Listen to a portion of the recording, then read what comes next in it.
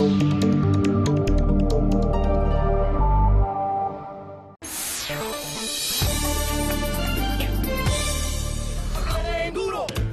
Ennstal Classic is a real test of both driver and machine, especially when temperatures are more than 30 degrees Celsius.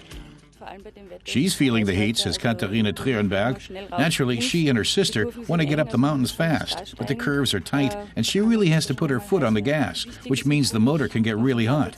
She says, like every year, their goal is to beat their father and finish in the first third, maybe even win the women's competition. And they're off to scale the 1,700-meter-high Stotterzinken mountain on a bright, sunny day. Timo Conrad says he's checked the oil, the water, and fed his co-pilot. So he's all set for the time trial.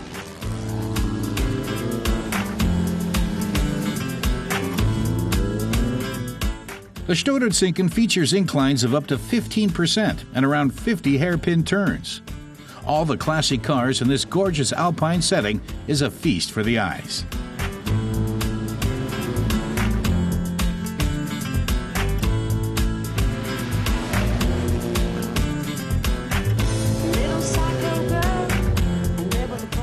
During the time trial, drivers must meet prescribed target times. Each hundredth of a second difference results in 1 penalty point.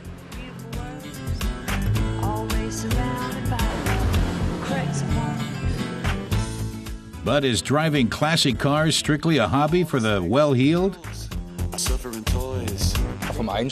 You don't have to be rich or born rich to get into it, says this driver. He knows that there are affordable cars too. It's just as much fun whether your vehicle's cheap or pricey, he says. The prologue of this year's Ennstal Classic covered 337 kilometers. Drivers had to navigate the Hohe Tauern and the infamous Solt Pass before making it to the finish line in Grüppning.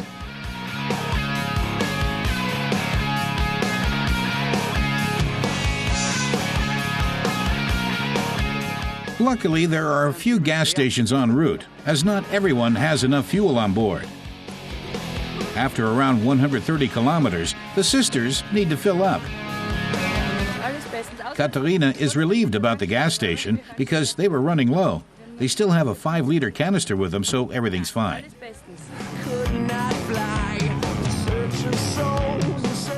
But, as usual, the weather severely tests the driver's skills. A storm comes up suddenly in the Nockberg Mountains. And then there's the Solt Pass, which is only open for 2 months a year. On this day, it seems particularly daunting, driving through rain, hailstorms, and lightning at almost 1,800 meters above sea level. Those with convertibles are soaking wet, cold, and in danger of being hit by lightning.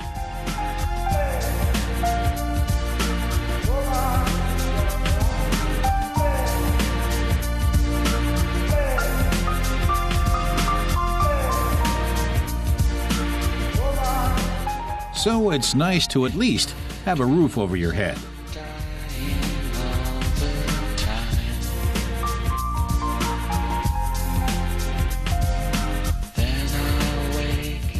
By some miracle, most participants make it to the finish line, and their arrival in Grüppning is cause for celebration. The sisters only placed 186th overall, but they're happy nonetheless. Katharina says it was difficult because the windows kept steaming up and they often couldn't see. The windshield wipers on an old car like hers aren't the best anymore, so she found it a real challenge. But she says they did really well in the prologue, so they're pleased. Stephanie is thrilled and says she'll be back next year if her sister lets her come along for the ride. And she will.